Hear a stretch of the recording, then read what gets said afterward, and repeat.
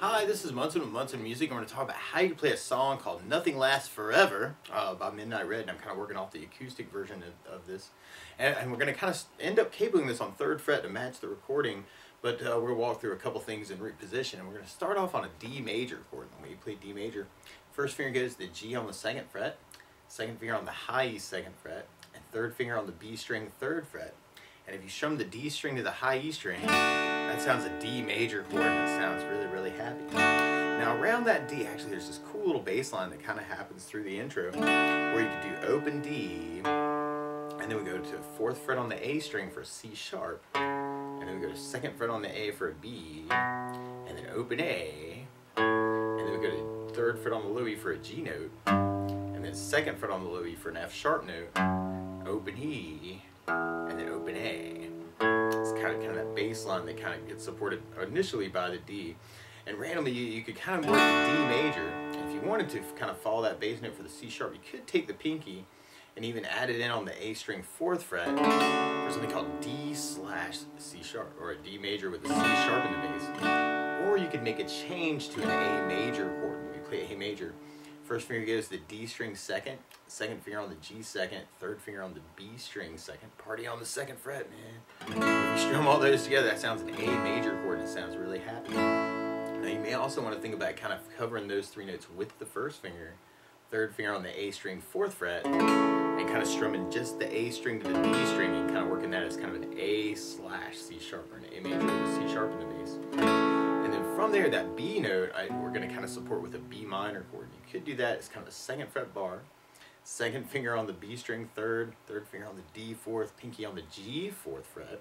If you strum all those together, that sounds a B minor chord, and it sounds really, really sad. Now you may also want to think about kind of following that bass line around the D, kind of D to the D slash C sharp, and then taking the first finger and going to the A 2nd fret, and kind of working that for your B minor. So if you're just starting out, one easy way to kind of work it, you could just kind of follow that bass line around the D chord. That might be kind of a cool way to kind of work it.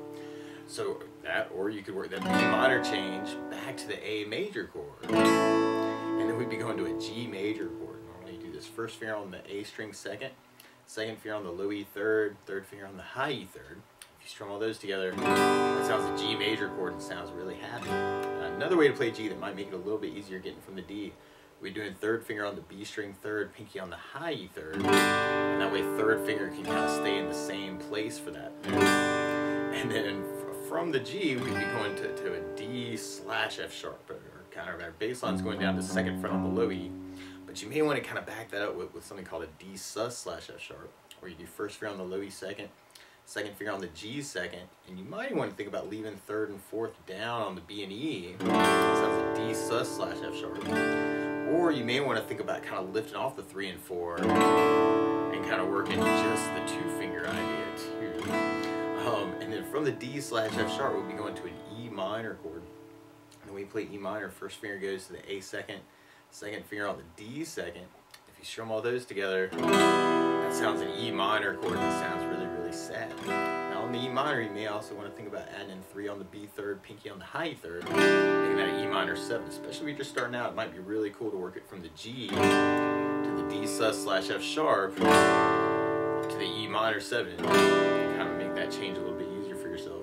And then from there, we'd be going back to the A, but if you're digging on those voicings with 3 and 4, you could use an A7 sus, where you do first finger on the D second, second finger on the G second, third finger stays on the B third, pinky on the high E third, kind of working it that way. So then where you can kind of follow that bass line from the D, B minor, A, or even D slash A, if you wanted to work that, G, and then D sus slash sharp, E minor, 7, A7 sus, kind of get you the right bass notes. Now, a lot of times there's a couple different strumming options too through the tune. And you could work it as kind of that D, A slash C sharp, kind of doing 4 downs on each chord. And that would kind of work. Be one way you could kind of work it 2, 3, 4, D slash F sharp, E minor, A. So I'm doing kind of a 4 down count. And you may want to kind of work that with a little bit of muting. That might be kind of cool. So D, A slash C sharp, E minor, slash F sharp, E minor, A. Or one of my favorite strum patterns for a 4/4 like this is down, down, up, up, down.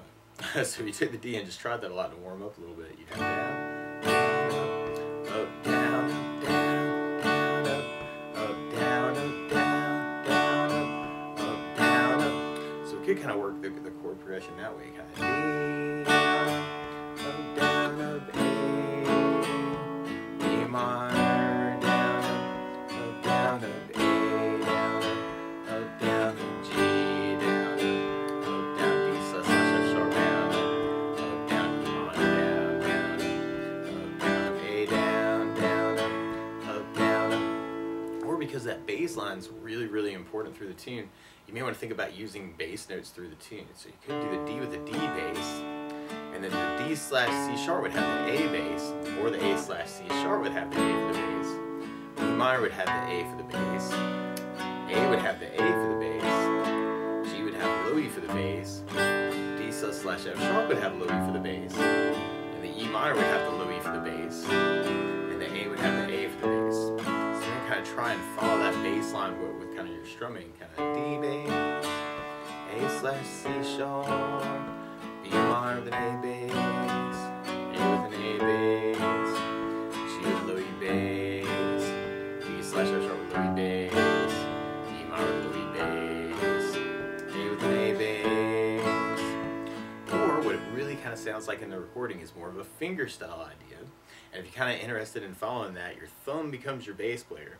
And one easy way to kind of work it off, and actually you want to kind of switch this if you want to kind of match the recording, but you could kind of start with index on the G string, middle finger on the B string, ring finger on the high E string. And if you kind of start on the D chord, you could work a little arpeggio or broken chord idea, where you could do kind of your thumb and then middle index, and then high E with the ring finger, and then back middle, index, middle. So it's kind of a thumb, middle, index, ring, middle, index, middle. But the strings you're playing is kind of D, B, G, E, B, G, B. But if you line your fingers up, actually that can really make that a lot easier. And you may want to work that pattern a lot just to kind of get used to that. Now the weird thing is, on that intro arpeggio, there are times where you're going to work that as kind of a bass, and then B, G, E, B, G, B. But you may also want to think about shifting, especially for the A slash C sharp. You could shift the thumb to the A string, and then index, middle, ring to the D, G, and B. So I'm kind of shifting strings on that. So that's a little weird because you're going from D, G, B as a string set to the A, D, G, B as a string set. And then we can do that same arpeggio on the B minor chord, same arpeggio on the A, same arpeggio on the G, and you may want to use the G without the third finger. And then you could do the D slash F sharp, and actually you may want to just kind of work just the low E second, second finger on the G second. Or you may want to switch that string set to the E, A, D, and G, which would kind of be the low 4 strings. So you may want to think about even switching the index, middle, ring kind of down to the A, D, G for that part. And then the E minor, you may want to go back to that D, G, B string set and then kind of stay there for the last A. So it's a little weird, kind of working some finger arpeggios, but you'd have that D major with the D, G, B, and E string set, A slash C sharp with the middle 4 strings, B minor with the middle 4 strings, A with the middle 4 strings, G with kind of going low E for the bass, but keeping the D, G, and B, D/F sharp with that low E bass, kind of doing the low 4 strings, so the D, E, D, A, G is what I'm playing there, and then you got the E minor, and then back to the A. Now if you know other licks around these chords too, might be kind of cool to throw in some hammer-on pull-off kind of an idea is, or you can even kind of mix it up to kind of make the tune your own, like want to play it how you're feeling it.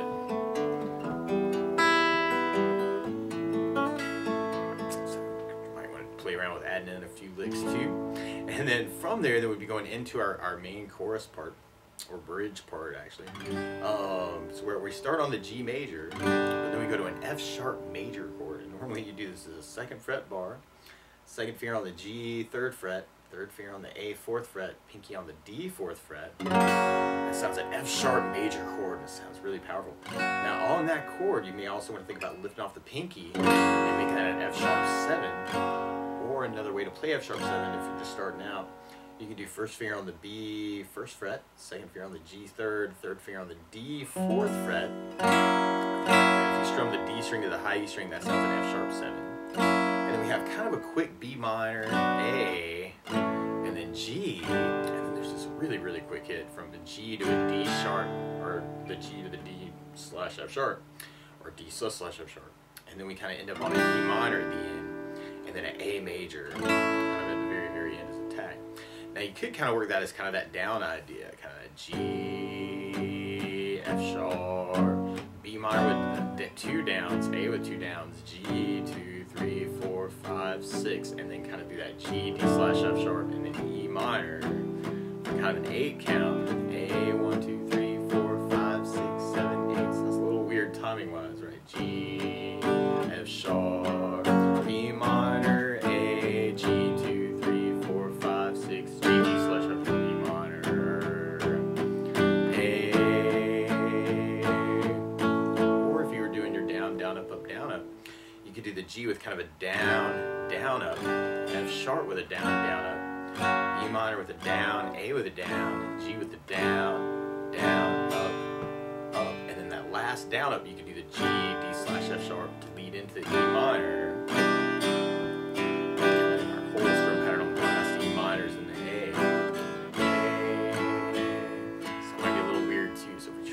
Through that way, G, F sharp, B minor, A, G, down, up, G, D/F sharp, E minor, down, up, down, E minor, down,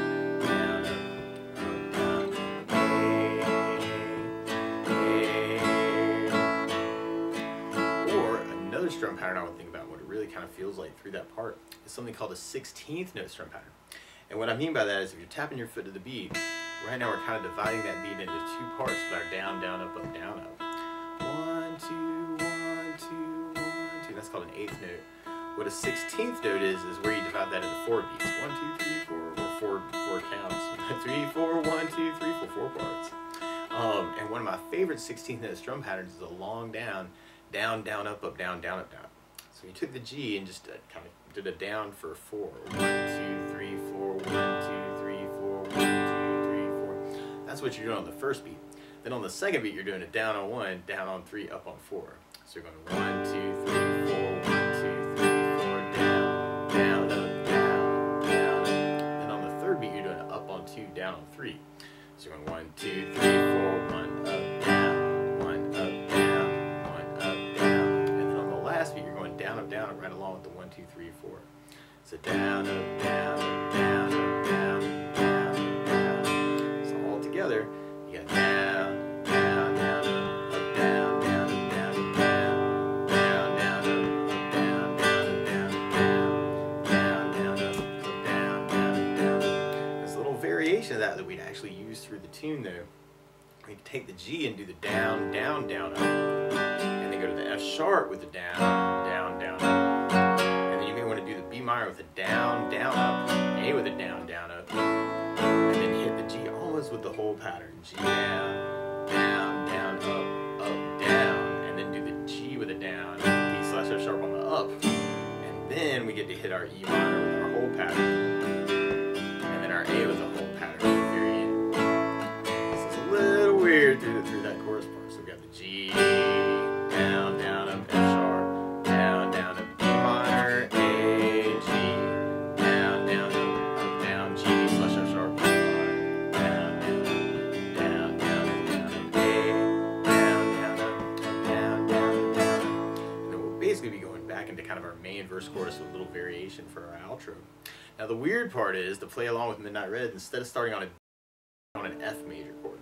So to play along with the recording, what you want to do is take a capo, and if you put the capo on 3rd fret, then now your D is really an F, and your A slash C sharp is really a C slash E, and your B minor is really D minor, A is really C major, G is really B flat major, D slash F sharp is really an F slash A, and E minor is really a G minor, and the A is still a C.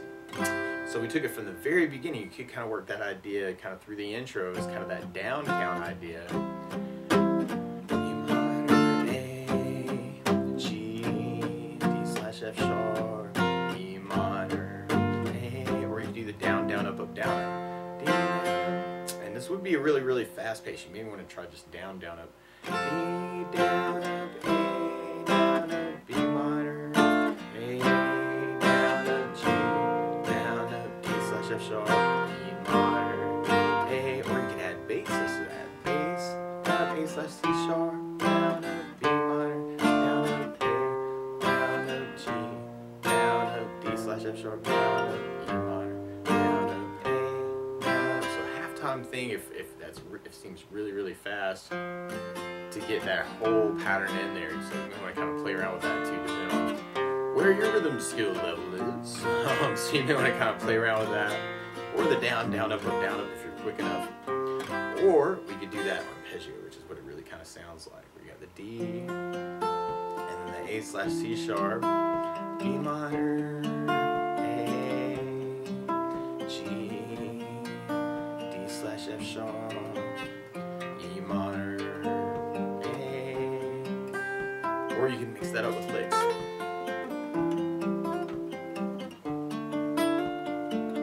it might be kind of a cool thing to play around with too, conceptually. I think this is an awesome progression. So this is a lot of things you could add to kind of make it your own. And then from there, then we'd be going into our chorus part. And you could do that with kind of the down idea, kind of that G, F sharp, B minor, A, G, G, F sharp, B minor, A. Or you could do that part with the down, down, up, and have the G, F sharp, E minor, A, G, down, up, G, B slash F sharp, B minor.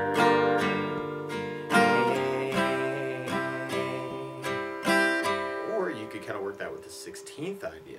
I have the G, F sharp, E minor, A, G, G, D slash F sharp, E minor, A. Or if you're digging on the bass idea, you could add basses to these chords too. And your G would have the low E bass, F sharp would have low E bass, E minor would have an A bass, B minor with an A bass, G with low E bass.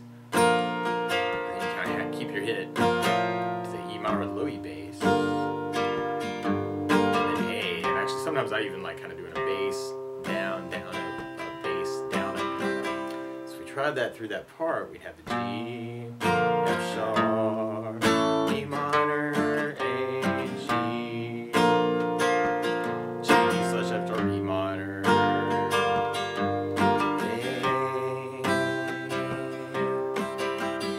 From there, that would be going into kind of our outro part, actually, kind of our outro chorus.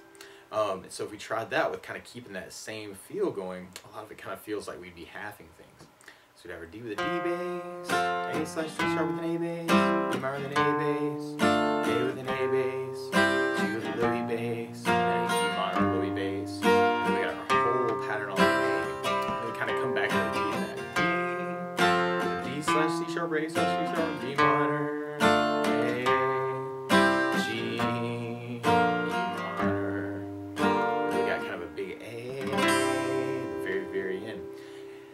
But for myself, I really want to hear D so bad. That's just a me thing. But I hope that helps. So thanks for watching. Best of luck.